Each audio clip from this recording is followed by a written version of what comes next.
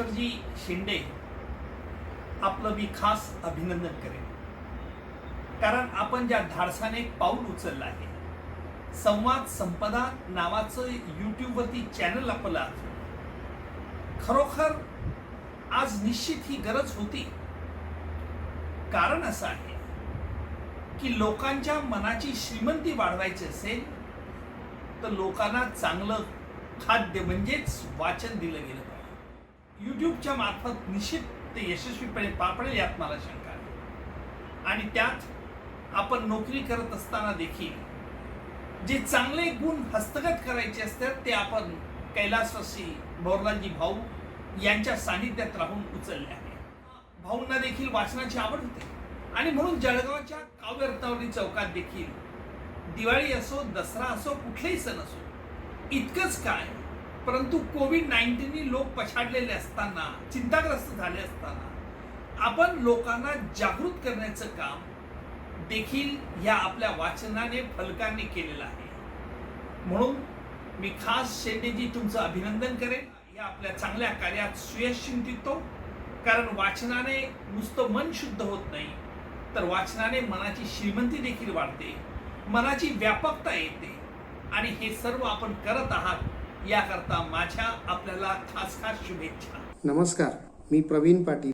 मी एका जळगावमधील नामांकित अशा शैक्षणिक संस्थेत अर्थात विवेकानंद प्रतिष्ठान संचालित कै श्रीमती बगो शानबाग माध्यमिक विद्यालयामध्ये मराठी भाषेचा उपशिक्षक म्हणून गेल्या अनेक वर्षापासून कार्यरत आहे. आज आपल्याला सर्व सुख सुविधांनी आधुनिक युगामध्ये वावरत असताना सगळीकडे मनोरंजनाच्या साधनांचा अतिरेक झालेला दिसतोय. पण तरीही आजच्या विज्ञान तंत्रज्ञानाच्या युगामध्ये स्वयंप्रगतीचं सर्वात प्रभावी व सर्वोत्कृष्ट जर कोणतं साधन असेल तर ते म्हणजे पुस्तकांचं, ग्रंथांचं वाचन. तसं वाचनाचं महत्त्व शब्दात सांगणे फार कठीण आहे. पण तरीही पुस्तकांचं वाचन करण्यात एक गंमत काय आहे याविषयी मी तुमच्याशी संवाद साधणार आहे. एक शिक्षक म्हणून काम करत असताना मला वाचनाचे किती फायदे झाले याविषयी मी तुमच्याशी संवाद साधणार आहे. एक शिक्षक हा सतत अध्ययनार्थी असतो. आमच्या संस्थेचं ते मिशन स्टेटमेंटच आहे की तेजस्वी वारशाची कृतज्ञता असणारी, वर्तमानाला बहुश्रुत होऊन कवेद घेणारी, भविष्याचा अचूक वेध घेता घेता भारतीय संस्कृतीची प्रतिष्ठा वर्धिष्णू करणारी पिढी येथे घडेल आणि त्या पिढीला घडवणारे शिक्षकही येथेच घडतील. अर्थात शिक्षण क्षेत्रातील एक पवित्र तीर्थक्षेत्र म्हणजेच विवेकानंद प्रतिष्ठान. मित्रांनो, या वाक्यातूनच तुम्हाला खूप काही सांगण्यासारखं आहे की विद्यार्थ्यांना शिकवत असतानाच शिक्षक हा स्वतः खूप घडत जात असतो. असो, मी तुमच्याशी वाचन या महत्त्वाच्या विषयावर संवाद साधणार आहे. एक वेगळंच जग त्या ठिकाणी भेटत असतं. न पाहिलेले देश, न पाहिलेली माणसं, न अनुभवलेले प्रसंग, अनोळखी तरी पण आपलेसे वाटणारे, ओळखीचे वाटणारे. पुस्तकांचं वाचन करत असताना त्या त्या पुस्तकातून भेटणारी माणसं नकळत आपले प्रतिबिंब शोधत असतो. पुस्तकाच्या वाचनातून आपल्याला लेखकाची प्रतिभा तर समजतेच, पण त्यातून आपण स्वतः वैचारिकदृष्ट्या अधिक परिपक्व व प्रगल्भ होत जातो. आपल्या मनोरंजनाबरोबरच आपल्या ज्ञानाच्या कक्षा वृंदावत जातात. एवढी मोठी ताकद या वाचनामध्ये आहे. आणि त्याचबरोबर आपल्याला आपल्या मातृभाषेची म्हणजेच मराठी भाषेची सुद्धा ताकद कळत जाते. वाचनातून आपलं अनुभव विश्व कसं समृद्ध होत जातं हे वेगळं सांगायला नको. एक नवं जग अनुभवताना ओळखीचे धागे जुळत जातात. न जुळणाऱ्या गोष्टी सुद्धा किती थक्क करणाऱ्या असतात हेही आपल्याला वाचनातून कळत जातं. आणि मग आपल्याला कळायला लागतं की असं जग असंही असतं. तर पुस्तकांचं वाचन हा अनुभव कधी सुखद तर कधी दुःखद असू शकतो. त्या वाचनात कधी उत्कंठा, हुरहुर असते तर कधी दडपणही असतं. पण ते सारं काही आपल्याला वेगळंच काही शिकवून जात असतं. आणि म्हणूनच वाचन संस्कृतीच्या संवर्धनासाठी आपण सगळ्यांनी पुढे येणं अत्यंत महत्त्वाचं आहे. मित्र, वाचन हे एक व्यसन नसून एक तो व्यासंग आहे. वाचन एक संस्कृती आहे आणि त्या संस्कृतीतून मिळणारा संस्कार आपण जोपासला पाहिजे. मी शिक्षक म्हणून शिकवत असताना मुलांशी ज्यावेळेस मी संवाद साधत असतो त्या वाचनाचा मला मी जे आज पुस्तकं वाचलेली आहेत त्या पुस्तकांमधील जी काही माणसं किंवा ते विचार सौंदर्य जे मला भावलं ते मी विद्यार्थ्यांमध्ये आपसुकच रुजवण्याचा प्रयत्न करत असतो. वाचनातून ज्ञान वाढतं, मनाला विरंगुळा मिळतो, एक शब्दसंपत्ती वाढते, अनेक उदाहरणं आपल्यासमोर संग्रह त्या ठिकाणी होत असतो. त्या दृष्टीने अशी अनेक पुस्तकांची नावं तुम्हाला सांगता येतील. त्यात मुलांच्या दृष्टीने संस्कारक्षम पुस्तक असेल तर श्यामची आई पुस्तक साने गुरुजींचं वाचायला दिलंच पाहिजे. अलीकडच्या काळामध्ये चैतन्याचे चांदणे डॉक्टर यशवंत पाटणे यांचं ते पुस्तक आहे. पत्रास कारण की अरविंद जगताप यांचं हे पुस्तक आहे. तरुणांना प्रेरणा देणारा एक अग्निपंख APJ अब्दुल कलाम ज्यांचा जन्मदिवस आपण वाचन प्रेरणा दिन म्हणून साजरा करत असतो. मृत्युंजय, ययाती, महानायक, बालचंद्र नेमाळेंची अलीकडच्या काळातील हिंदू कादंबरी असेल, वैज्ञानिक लेखक म्हणून अच्युत गोळबोलेंचं किमयागार असेल, पाश्चात्य लेखकाने लिहिलेलं एक होता कारभार नावाचं एक प्रेरणादायी पुस्तक असेल, 30,000 टाके नावाचं सुधामूर्तींचं पुस्तक असेल, अशा कितीतरी ग्रंथांची नावं तुम्हाला सांगता येतील की ज्यातून आपल्याला खूप चांगल्या प्रकारचं विचार सौंदर्य आपल्याला वाचायला मिळतं. आणि तो विचार सौंदर्याचा जो संस्काराचा वसा आहे, जो संस्कार जो आहे तो विद्यार्थ्यांना मला रुजवता येतो. एक शिक्षक म्हणून मला खूप काही वाचनाचे फायदे कसे मिळत गेले हे सर्व या ठिकाणी सांगणं शक्य आहे. एका पाश्चात्य विचारवंतांनी वाचनाविषयी खूप सुंदर म्हटलं आहे की you don't have to burn books to destroy a culture, just get peoples to stop reading them. याचा अर्थ असा की पुस्तकं जाळली तरी वाचन संस्कृती थांबणार नाही, कायमच राहणार आहे. कारण वाचन हा एक संस्कार आहे आणि संस्कार कधीही नष्ट होत नसतात. APJ अब्दुल कलाम वाचनाविषयी म्हणतात की पुस्तकांच्या सहवासात मला ज्ञानाबरोबर नेहमीच आनंद मिळाला आहे. माझ्या घरात सुमारे 50,000 पुस्तकांचा संग्रह आहे. अध्यात्म, विज्ञान, प्रशासन, इतिहास, भूगोल, व्यवस्थापन आणि वाङ्मय अशा विविध विषयांच्या पुस्तकांचा त्यात समावेश आहे.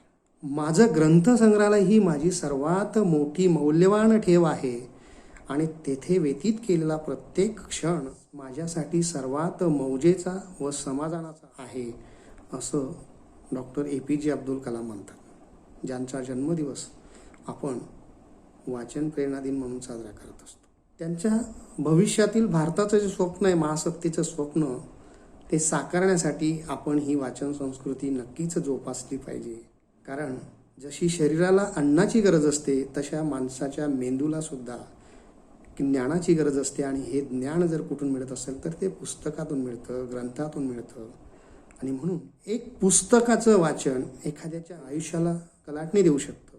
एक पुस्तकाचं पान माणसाचे विचार बदलू शकतात. एखादं पुस्तकातलं महत्त्वपूर्ण असं वाक्य एखाद्याचं ध्येय निश्चित करू शकतं. एवढी ताकद त्या शब्दांमध्ये असते, त्या विचारांमध्ये असते. वाचनाचे असंख्य फायदे आहेत. वाचनाविषयी खूप सांगण्यासारखं आहे. आज ग्रंथांचं एवढं मोठं भांडार आपल्यासमोर आहे की उगाच आपण त्या विज्ञान तंत्रज्ञानाच्या युगामध्ये या अमूल्य अशा ठेव्याला नाकारून चालणार नाही. म्हणून वाचन संस्कृती जोपासणं तुम्हा सगळ्यांची जबाबदारी आहे. एक शिक्षक म्हणून मी ज्यावेळेस विद्यार्थ्यांना शिकवत असतो त्यावेळेस मला या वाचनाचे कसे फायदे होतात, असंख्य अनुभव आणि असंख्य शब्दांचा संग्रह, वाक्प्रचार असतील, म्हणी असतील किंवा वेगवेगळ्या विचारांचं सौंदर्य असतील, जगातले अनेक महान व्यक्तींचे अनुभव असतील, त्यांचे अनेक महत्त्वाच्या तथाकथित असे काही सुविचार असतील, ते सगळे शिकवत असताना मला खूप फायदेशीर ठरतात. आणि म्हणून वाचन हा एक संस्कार आहे. तो जसा मी जोपासतो तसा तुम्ही जोपासा. कारण वाचन संस्कृती जोपासणं सर्वतोपरी आपल्या हातात आहे. आजचा युवक वाचेल तर देश वाचेल, एवढंच मी म्हणेन. वाचन संस्कृती जोपासण्याच्या दृष्टीने आज मी तुम्हाला महाराष्ट्रासह अवघ्या देशाला ज्यांचा परिचय त्यांच्या वाचनातून, त्यांच्या लेखनातून आणि त्यांच्या व्याख्यानातून झाला त्या प्राचार्य शिवाजीराव भोसले यांच्या व त्यांनी लिहिलेल्या पुस्तकांचा, त्यातील 2 महत्त्वाच्या पुस्तकांचा मी परिचय तुम्हाला करून देणार आहे. ती पुस्तकं म्हणजे एक पहिलं पुस्तक म्हणजे देशोदेशीचे दार्शनिक आणि दुसरं आहे प्रेरणा नावाचं पुस्तक. सर्वप्रथम प्राचार्य शिवाजीराव भोसले, लेखक, तत्वज्ञानाचे गाढे अभ्यासक, कुलगुरू, महाराष्ट्राला एक उत्कृष्ट वक्ते म्हणून सर्वांनाच परिचित आहे. अध्यापन, तर्कशास्त्र, तत्वज्ञान, मानसशास्त्र, साहित्य अशा विविध क्षेत्रामध्ये ज्यांनी आपला ठसा उमटविला. प्राध्यापक म्हणून काम करत असताना अत्यंत कठीण वाटणारे तर्कशास्त्र, तत्वज्ञान, मानसशास्त्र हे विषयही सोपे करून शिकविण्यात त्यांचा विशेष हातखंडा होता. असे थोर विचारवंत तत्वज्ञ शिवाजीराव भोसले. तर भारतीय तत्वज्ञान, भारतीय समाजसुधारक, क्रांतिकारी विचारवंत स्वामी विवेकानंद असतील, छत्रपती शिवाजी महाराज असतील, महाराष्ट्रातले मराठी संत असतील, अशा तर्कशास्त्र, तत्वज्ञान अशा विविध विषयांवर त्यांनी लेखन केलं आहे. त्या विषयावर त्यांनी अभ्यासपूर्ण अशी व्याख्यानंही दिलेली आहेत. त्यांच्या अमोघ वाणीने आणि लेखनाने अवघ्या श्रोतृवर्गाला व वाचकांना मंत्रमुग्ध करून सोडलाय. त्यांच्याच या 2 पुस्तकांचा मी परिचय तुम्हाला थोडक्यात करून देणार आहे. तशी त्यांची विपुल अशी साहित्य संपदा आहे. त्यामध्ये जागर नावाचं पुस्तक आहे, खंड 1 व 2, चिंतन, कथा वक्तृत्वाची, दीपस्तंभ, देशोदेशीचे दार्शनिक, त्यानंतर प्रेरणा, यक्ष प्रश्न, मुक्तिगाथा महामानवाची, स्वामी विवेकानंदांचे चरित्र, हितगोष्टी अशी विविध पुस्तकं त्यांनी लिहिलेली आहेत. पण त्यातली मला जी आवडली आणि तुम्हीही वाचावीत असं मला वाटतं, त्या 2 पुस्तकांचं त्यातलं पहिलं पुस्तक आहे देशोदेशीचे दार्शनिक. भारतातीलच नव्हे तर जगभरातील जे काही महान शास्त्रज्ञ, विचारवंत, तत्वज्ञानी, संशोधक, लेखक, विचारवंत जे काही होऊन गेले त्यांच्यावर तुम्हाला कदाचित स्वतंत्र अशी पुस्तकंही वाचायला मिळतील. परंतु या सर्वांनी मिळून एक मोजक्या शब्दात त्यांच्या कार्याचा, त्यांच्या विचाराचा, त्यांच्या संशोधनाचा जर परिचय तुम्हाला थोडक्यात वाचायचा असेल तर हे देशोदेशीचे दार्शनिक. दार्शनिक म्हणजे दर्शन घ्यावेच वाचनातून असा त्याचा अर्थ होतो. असं हे एक समृद्ध विचार सौंदर्याने नटलेलं असं हे पुस्तक आहे. नक्कीच तुम्हाला वाचायला आवडेल. हे पुस्तक जरूर वाचावं. या पुस्तकाच्या अंतरंगात काय आहे हे स्वतः प्राचार्य शिवाजीराव भोसले आपल्या शब्दातून सांगतात की देशोदेशीचे दार्शनिक हे एक साहित्य स्वप्न आहे. जगात अनेक विचारवंत झाले, तत्वज्ञ झाले, त्यांनी जीवन पाहिले, अभ्यासले, त्यावर भाष्य केले. आपण ती जीवन भाष्ये अभ्यासली तर आपले व्यक्तिगत जीवन, विचार सुंदर होईल. या विचार सौंदर्याच्या ध्यासातून अनेक दार्शनिकांच्या दारी थांबणे घडेल.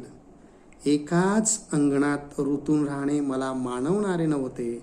नवरात्रात भक्त मंदिरामागून मंदिरात जात राहतात, समोरच्या देवाची आरती करतात, देवाला नमस्कार करून पुढच्या दरवाजातून आत शिरतात.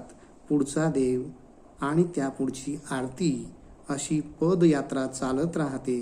ही प्रदक्षिणा भावपूर्ण, आनंददायक असते. देशोदेशीचे दार्शनिकही अशीच एक भावपूर्ण विचार प्रदक्षिणा आहे. स्वतः प्राचार्य शिवाजीराव भोसले यांनी सुंदर रीतीने हे पुस्तकाबद्दल लिहिलेलं आहे. त्या पुस्तकाच्या अंतरंगामध्ये जवळपास भारतासह जगभरातील महान असे जे काही विचारवंत, लेखक, संशोधक, तत्वज्ञानी असे जे होऊन गेले, जवळपास या पुस्तकामध्ये 40 ते 42 अशा थोर व्यक्तिमत्वांच्या कार्याचा परिचय या पुस्तकातून करून दिला आहे.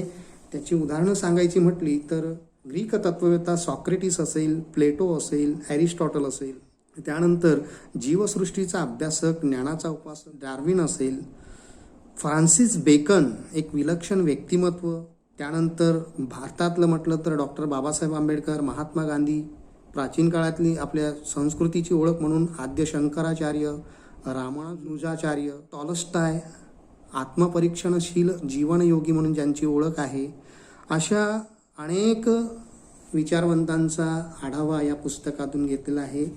त्यातलं एक जागतिक विचार श्रीमंती काय असते त्यांनी सुंदर रीतीने मांडलेलं आहे. ते जरा मी तुम्हाला एक थोडक्यात छोटासा परिच्छेद वाचून दाखवतो. माणसाच्या संस्कृतीचं मूळ त्याच्या प्रकृतीत आहे.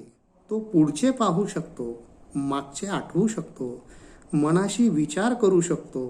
त्याच्या शब्दशक्तीचा त्याला उपयोग होतो.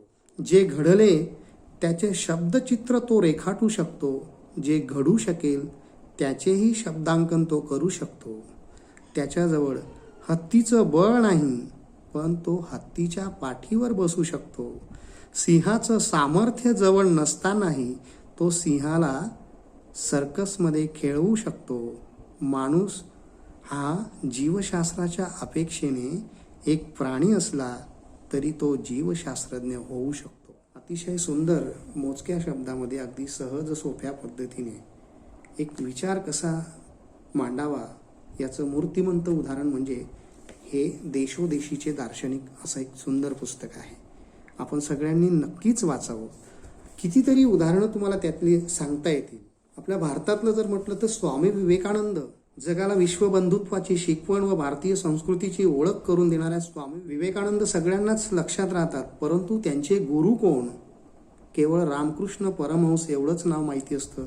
त्यांच्या सुद्धा व्यक्तिमत्वाचा अगदी थोडक्यात सुंदर शब्दामध्ये त्यांनी एक आढावा या ठिकाणी घेतलाय. आपल्याला माहिती आहे की सॉक्रेटिसचे विचार आपण नेहमीच ऐकत आलो आहोत. ग्रीक तत्ववेत्ता म्हणून तो आपल्याला सर्वांना परिचित आहे. आपल्या मरणाने अजरामर झालेला एक जीवनवादी तत्वज्ञ असे त्यांचे वर्णन केले जाते. त्याने स्वतः एक अक्षरही लिहिले नाही. त्यांच्याविषयी अनेकांनी लिहिले. त्याचे जीवन हा एक अखंड वाग्यज्ञ ठरला. तो सतत बोलत होता. विचारपूर्वक, अगत्यपूर्वक, दक्षतापूर्वक बोलणारा, सदैव सावध असणारा, संभाषणनिष्ठ तत्ववेत्ता अशी त्याची ख्याती आहे. त्याच्यापासून स्फूर्ती घेणारा त्याचा शिष्य प्लेटो याने सॉक्रेटिसच्या संवादांना अक्षर वाङ्मयाच्या पातळीवर नेले. बोलणे हे सत्यशोधनाचे एक साधन आहे, मात्र हे बोलणे कळून सवरून केले गेले पाहिजे. या प्रमेयाचा वस्तुपाठ म्हणजे सॉक्रेटिसचे जीवन असे म्हणता येईल. खूप एक साहित्य स्वप्न, शब्दांना एक ओळख पडावं अशी काही माणसं जगामध्ये होऊन गेली. त्या माणसांचा, त्या महान विभूतींचा परिचय या पुस्तकातून करून दिला आहे. त्या पुस्तकाचं वाचन आपण सर्वांनी जरूर करावं असं मी तुम्हाला सगळ्यांना आग्रहानं नक्कीच सांगेन. त्यानंतर प्राचार्य शिवाजीराव भोसले यांनी लिहिलेलं आणि मला आवडलेलं दुसरं पुस्तक म्हणजे प्रेरणा. आदर्शाच्या शोधार्थ असणाऱ्या महत्वाकांक्षी तरुण मुलामुलींना अत्यंत प्रेरणादायी ठरेल असं एक आणि अवघ्या वाचक वर्गाला खूप मनापासून आवडेल त्यातले विचार असं हे सुंदर असं पुस्तक प्राचार्य शिवाजीराव भोसले या पुस्तकातूनही त्यांनी जवळपास 40 ते 42 जगातील अशा महान थोर व्यक्तींचा परिचय अगदी कमीत कमी शब्दामध्ये सुंदर रीतीने करून दिला आहे. आता प्रेरणामागची प्रेरणा काय आहे ते शिवाजीराव भोसले यांनी कोणत्या शब्दात सांगितले मी ते तुम्हाला जरा सांगतो. वडीलधाऱ्यांची लहानांविषयी एक कायमच तक्रार असते. आजकाल मुले काही करीत नाही, नुसती धावतात, धडपडतात, अळखळतात, ठेचाळतात, हसतात, खिदळतात आणि उधळतात. त्यांच्या येण्या जाण्याला, धावण्या पळण्याला, उठण्या बसण्याला अर्थ नाही. आपली मुले म्हणजे आपल्या पुढे नियतीने धरलेले आरसे असतात. त्यात दिसते ते आपलेच रूप असते. मुलांच्या डोळ्यापुढे विविध क्षेत्रातील पराक्रमाची शिखरे दिसली तर त्यांना त्या दिशेने धाव घेण्याची बुद्धी होईल. प्रेरणा हे अशा शिखरांचं दर्शन आहे. ही शिखरे दिसली तर ती मुलांना खुणावतील, साद घालतील. मग मुले मनाशी म्हणतील, आपण त्या दिशेने का न जावे? मुलांनी हे म्हणावे आणि त्या दिशेने धावत राहावे.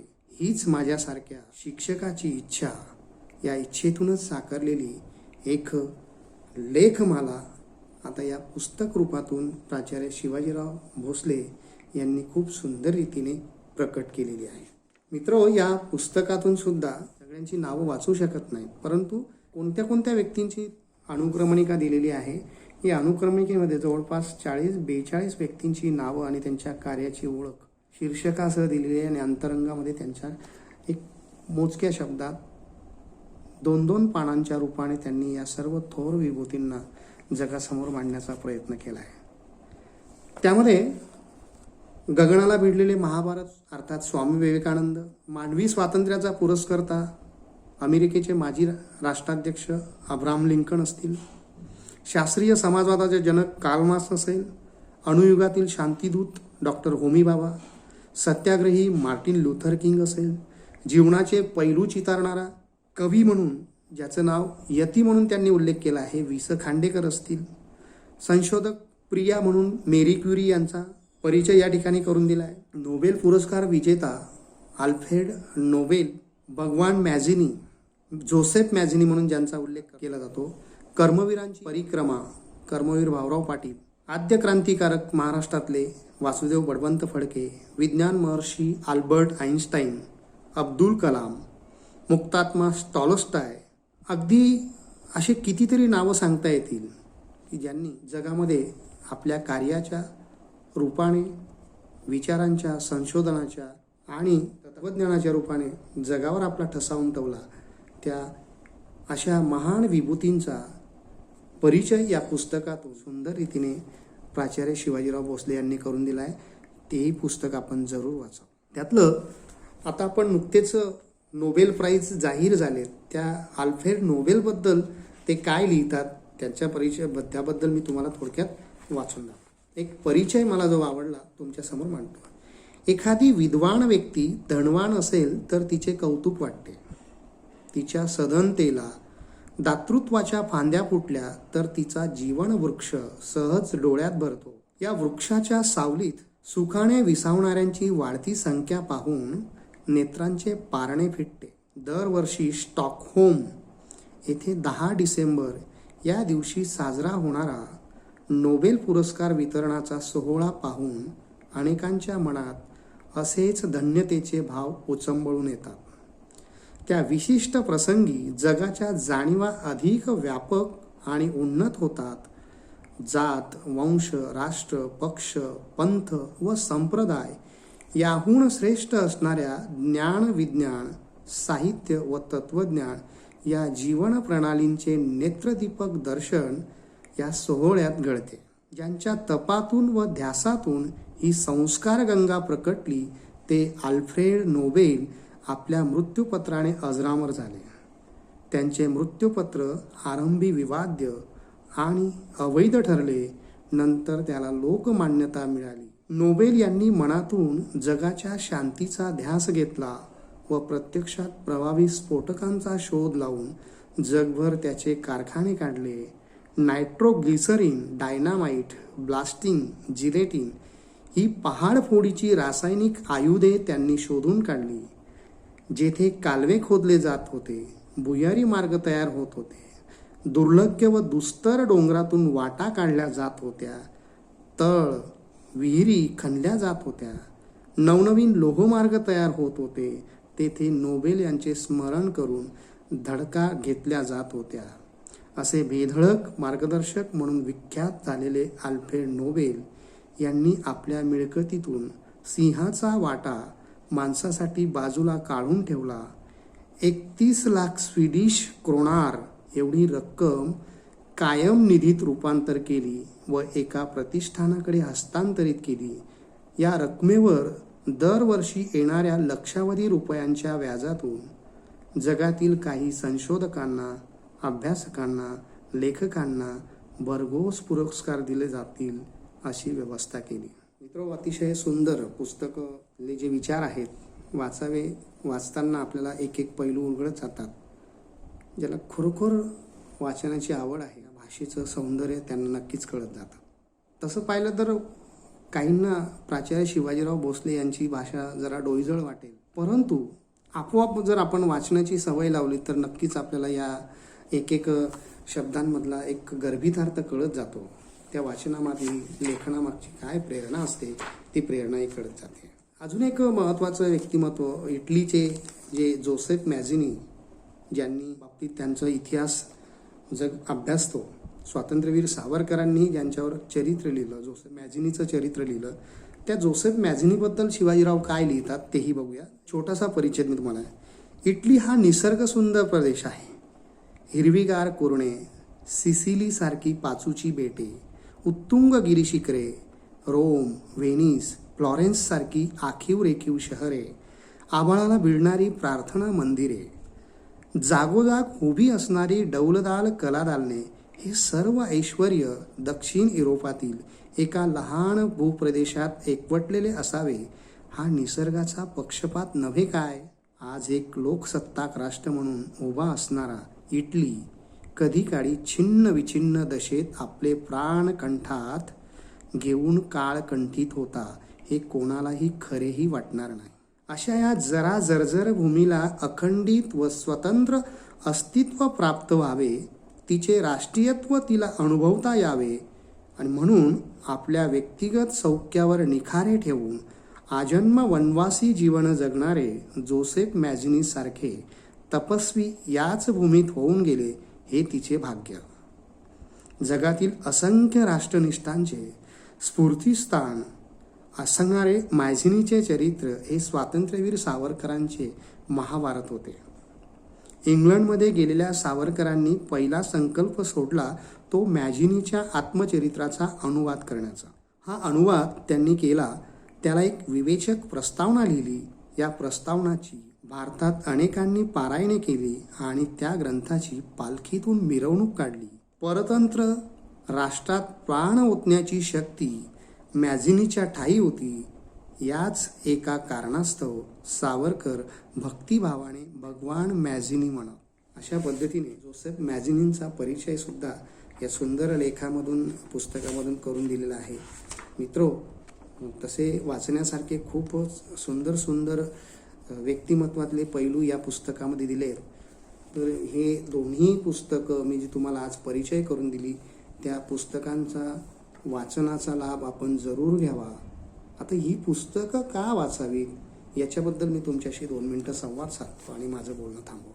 मित्रो, आपल्याला थोरांचं जीवन जगता नाही आलं, परंतु थोरांचे विचार जर आपण वाचले किंवा त्याच्यातले थोडेसे जरी गुण आपण आत्मसात करण्याचा प्रयत्न केला तरी आपल्या जीवनाचं सार्थक आपल्याला झाल्याशिवाय राहणार नाही.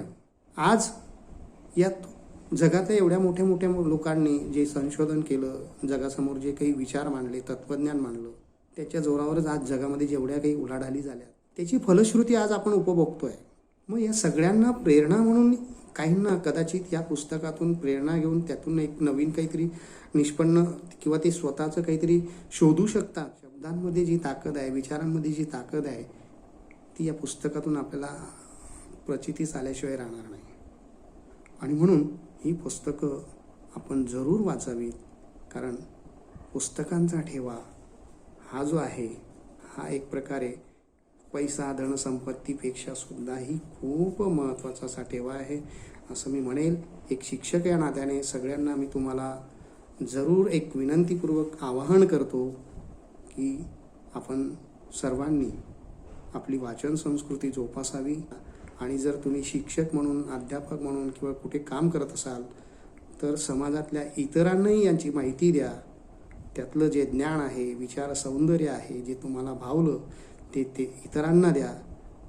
ज्ञान दिल्याने वाढते आणि त्यातून जो तुम्हाला आत्मिक समाधान मिळत जाईल तेही खूप महत्त्वाचं असेल.